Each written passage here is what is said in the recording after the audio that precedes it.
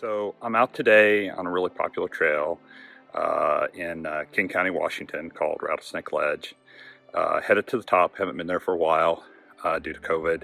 It's kind of the middle of the day. It's not really a great time to go take photos, but I figured anytime's a good time to go take photos. So we'll go see what's up there. It's a little busy today. Sun's out, some clouds. I'm hoping to get some dappled light.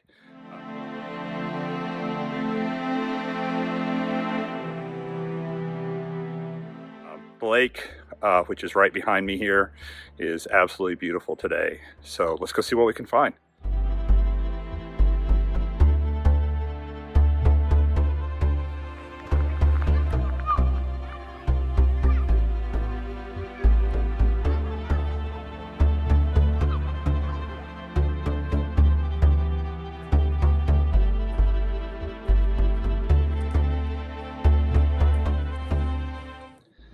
Oh hey, here I am. I made it to the top of the local trail. Gives us an overview of the Snoqualmie Valley. I've already got my camera set up. I'm trying to take a picture right here. This is Mount Si, and looking down this valley, which looks up the North Fork of the Snoqualmie River. So it's not a great day for photos, but I made it up here, so I'm going to do it. Just waiting for some light right through here to help kind of enhance the photo. So meantime, I'm sitting here, I got my book, I'm happy, and we'll just give it a little bit of time and see what shows up. Oh, there's the light right now. Okay. And here's what I got. You see lights starting to kind of show up here on the valley and on the mountain out there in the distance. Good focus. So I'm going to sit here for a few more minutes and watch the light kind of unfold. And let me take another one here real quick. 1/60 of the second, f8, ISO 160, focus at infinity. Here we go.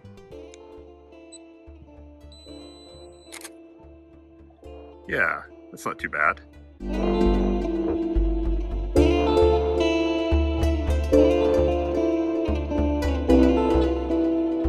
Since that last photo, I've decided it was a little too complex. I looked at it through the viewfinder a little bit. So I had to recompose, kind of focus on one little part of the mountain. So what I'm focusing on is this little part right here, kind of a rock outcropping from Mount Si, and then getting down the valley a little bit. So we're going to see how that turns out as the light kind of goes across it. You can see some of the light now showing up, so it's a good time to go. So here we are, kind of looking down the camera toward the mountain in the back. Light's looking pretty good, so let's take a look at what we got back here. I've cropped it 1:1 at this time. Decided a little bit better on the square. Light's kind of starting to show up through here on the mountain right here. You can see it. So we'll go ahead and take that photo now. 2-second timer, again f8, infinity, and there we go. Okay, that's not too bad. You know what, we'll let the light just kind of move a little bit more. I might take one more. And then head out. So I'll see you back when we process.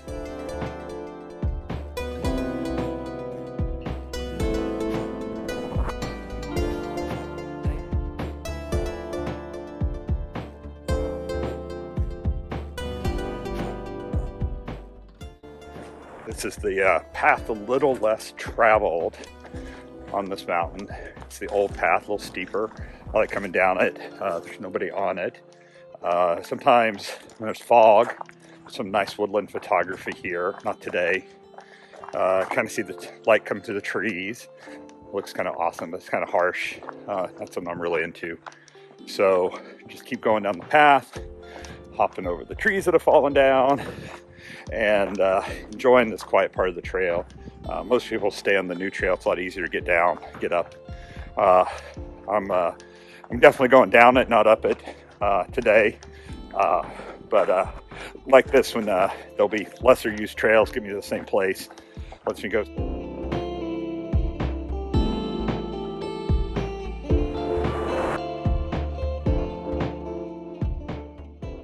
Thanks for following me along this far. Really appreciate it. I've set up here so we can take a look at that photo that we took when we were up on Mount Si. I'm going to step through the processing I did with it from the raw all the way through to the finished product. We're going to go really fast here. We're not going to do all the steps. I'm just going to show you the major steps that I took to process this image, and hope you enjoy it. One thing I've decided to do since starting up on Mount Size, I'm going to release my raw file for this photo, and for all photos that I do in this channel under Creative Commons license. I'm going to upload them, make them available. There'll be a link down below, so be sure to check that out. You'll be able to download the digital negative and use it as for your own processing and your own experimentation. So if you enjoy that, I thought this was a good way to extend the experience of photography to my channel. So let's see how that goes. So meanwhile, we'll go take a look at this photo. I'll step through the steps. We'll print it out and we'll close out. Okay, so here I have the photo. On the left-hand side, you see what came directly out of the camera with Fuji Velvia processing. And over here on the right-hand side is what I turned the raw file into. So let me just step through the steps that I took real quickly and explain for the raw file processing what I did to get from this to this. Real quick, we'll turn off the comparison. And so this is how the image looked raw, direct imported from the camera. No surprise, pretty flat. One of the things when I get images, sometimes what I like to do is instead of using the profile that comes with Lightroom, the Adobe standard profile, or maybe one of the ones that matches the in-camera, sometimes I'll switch it to linear profile. So this is a profile that gives a very flat image, but it also lets you see the entire dynamic range. So all the way from these shadow points, all the way up to some of the highlights here in the back, and really do it easily. Now, one of the neat tricks about these linear profiles is auto exposure does a really good job of kind of cleaning up the image, setting the exposure and contrast for it. And that's what I did. The next step was, after importing, I just moved right through the linear profile to auto exposure. Now, one of the things I remember about this day out, and one of the things I kind of want this image to say, is that it was kind of warm. So I adjusted the white balance up just a little bit toward the yellow. So you can see how that kind of warmed the overall image up, made it feel more like a sunny day. And so that's what I did with that. You know, one of the things about this image, it's still a little bit flat.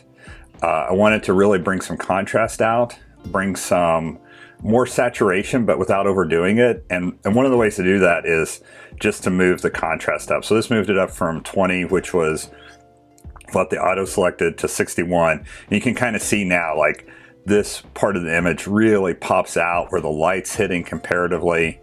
So I think that really helped this image and where it was going. So already this is not looking too bad. One of the things as I looked around in the image is when you look at the crop, even though this was a square crop, when it was captured in the raw, we got everything to the left and right. And so one of the things I felt like was a little distracting in this square crop was this little light band right through here. Kind of distracted the eye from where I want the subject to be, which is this rock outcropping. And then over on this side of the image, this little hill, it's just, these hills are feeling a little tight. So I adjusted the crop, just moved it a little bit more over to the left. So you can kind of see a little bit more of the valley down through here. These mountains that gave some texture aren't as crowded, and the light part over here, which I could have dodged out, is gone. It also moved the rock outcropping a little bit over to the right, taking a little bit off center, which I just felt was a little bit more appealing to the eye. Next step I often do with images, and I did with this one because I felt like the sky was drawing the eye upwards, and really I want the eye drawn downwards, right through the rock and into the valley, is I darkened the sky just a little bit. So I just used a graduated filter for that. I'll turn the graduated filter on so you can see it. One of the things about the graduated filters is that I did have to deal with the fact that there was these rocks over in this section. And so not only did I turn on a graduated filter but I also used a brush to help remove it from the mountains so that the darkening would only happen in the sky. So I'll turn that off, and you can see just kind of, here it is without a darken, and here it is without a darken. It helps draw your eye really into the center and the subject. The next piece was, I was looking down this valley, and I really want this valley to feel kind of painterly and glowy. So I really put just a really simple radial filter. I'll turn on all the radial filters that are on to this point through this area. Again, you can kind of see, while it's a radial filter, there was a little bit of selecting out portions, but what I did with this radial filter is I just add a little bit of negative clarity just to make that seem just a little bit more painterly, like there's a little bit more fog. I mean, it's a really subtle effect, but you can see here it just makes that valley just a little bit softer, a little less detail, hoping to keep the eye over here where the center is. Then after that, did a little bit to enhance the color through here, up the exposure a little bit, kind of up the clarity, just enough, and warmed it up just a bit to again remember that day with the sun coming down and kind of the warmth of that day. Add a little bit of contrast to it too, which gave a little bit more separation. And then one of the things, I still felt like this image was kind of flat from here. And one of the techniques that I use when I get to this place is now I'm really thinking about effects. And so I'll often come down here and I'll just play with these sliders. So we can turn off the calibration and see what it was like without it. You see there's a little bit more flat, and then I add just a little bit of blue saturation, and we get a little bit more separation in this front yellow part from the blue part. I really recommend you just go down here and try these calibration sliders. You can do kind of all kinds of crazy things with them. So around separating back and forth. It's one of the creative pieces that I use along with some of the hue and saturation pieces. So finally, I'm actually kind of happy with this image. So I went and just did some basic sharpening. One of the things when I do sharpening is I always turn sharpening off on import. So you can see up until this point, there was no sharpening, the amount 0 right here on this image. And so when I do sharpening, I turn the sharpening up usually in this 40 range for my camera. And then I hold down the option key on the keyboard and I move the masking around. And what you can see here is this lets me make sure that I'm sharpening the parts that are interesting. So I sharpen the rock outlines, the tree outlines. If you just turn it on all the way down, it sharpens the entire image. And you can turn it to like really focus on the edges. I felt like it was important to kind of sharpen the rocks, some of the outlines of the trees down through this section. So I did that. And then finally, fairly happy with the image. Actually went away for a little while, took a walk, came back the next day and took a second look at it. Said, while I'd increased the clarity in the center of the mountain, I just really felt like it needed more glow. And I didn't want to leave Lightroom. I mean, this isn't the best image. I didn't want to spend time going over to another image processing. So I used an effect that's kind of an Orton effect. And I used it right through these glowy parts of the image. So what I did is I applied a radial filter. And this is the last radial filter I applied. Painted it to only really highlight the light portion. So I used a combination of a range mask, so you can kind of see the luminance mask here, to pick up these portions of the mountain, and then a brush to actually erase down the valley, because I'd already done that portion of making it painterly down the valley, but I really felt like there was some glow needed here.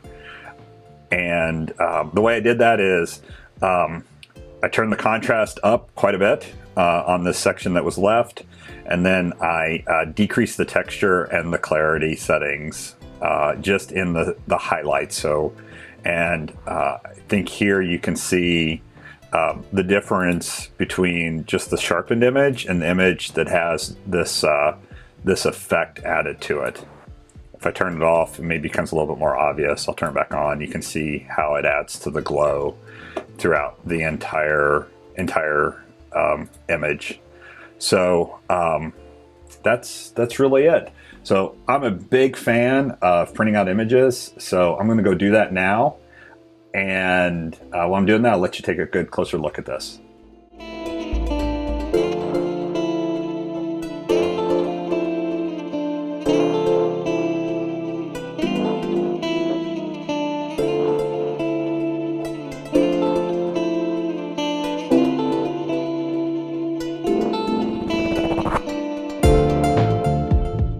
I'm back. It's been a little while. Printer's a little slow, but I did get the photo printed out. I'll just hold it up here instead of moving the camera around. You can see the glow in the mountain and how that came across. So I'm really pretty happy with the print. I mean, it's not a great photo, but I was happy to be out taking pictures. So again, the raw file that this came from will be open sourced under Creative Commons, and down below you can find a link to my blog where you can download this image and you can process it however you want. If you find that really exciting, something you want to share, share it on whatever your favorite photo sharing service is and provide a link down in the comments. And if you like this video, it'd be really great if you punch the thumbs up button below. That'd really help me out. So thank you, and see you next time.